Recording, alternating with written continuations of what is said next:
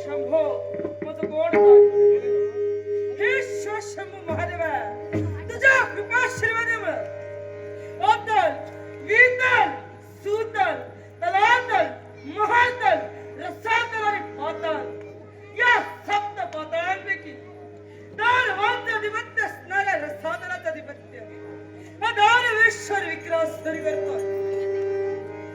जिकडे तिकडे माझ्या नावाचा जय जयकार होता आणि याच्या मुळाशी कारण कोणता असेल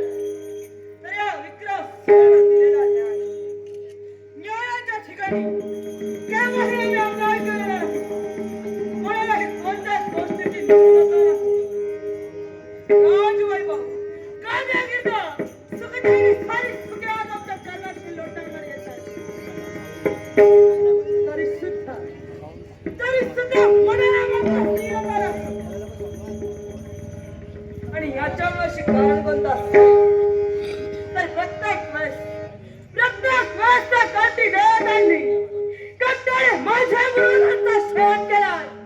आणि याचं स्मरण झालं याच्या तळ माझ्या अंगात सगळं जाऊन मिळते पण एक नाही या वैरत्वाचा सूड घे त्याच वेळेस जेव्हा विक्रासुराच्या मनाचं समाधान होत आणि म्हणूनच काही वेळा मी त्या देवताला सारी गेली पण बदरी पडल्याच्या फक्ता पळाश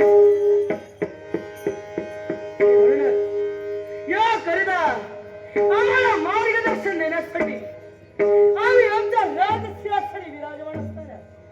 त्रैलोक्य वंद्यपुरुष देवर्षी नारद मुनी होय देवर्षी नारद मुनी यांचं आगमन झालं आणि त्यांनी मार्ग सुचविला त्याप्रमाणे या मोठ्या मोराच्या गर्भाच्या सावराच्या सांभाळत असताना आम्ही एक तार चाललेलं केलं शिव शंभू महादेवांची भक्ती केली शिव शंभू महादेवांना प्रसन्न करून अमर पदाचं वरदान देखील प्राप्त केलं या विक्रासुराने पण देवता हे मुळातच कपटी असल्याने वरदानातही त्यांनी मला ठेवलं पण कोणता असेल तर ज्यावेळेस या विक्रासुराचा असतंय आधी वयाच्या भक्तांचा खर पतिव्रतेची विटंबना होय त्यावेळेस आधी वयाच्या मुळात सर्वांकडून या विक्रासुराला मृत्यू वारे कपटी देवता हो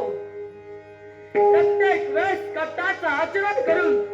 तुम्ही माझ्या विरोधाचा शेवट केला पण या विक्रासुराचा शेवट तुम्ही केव्हाही करू शकत नाही कारण ती संधी केव्हाही मी तुमच्या हाती लागून येणार नाही आणि म्हणूनच या वेळेला संधीचं सोनं करण्यासाठी सावधान हो देवता तुम्ही जिथं कुठं असाल तिथं तुमची जाण्यासाठी हा पाताळ घोड्याचा सम्राट तुमच्यापर्यंत येतोय पाहूया या विक्रासुराचा मरत्व श्रेष्ठ ठरताय की तुम्हा देवतांचं कपटी बन हे आज मला पाहायचंय आणि म्हणूनच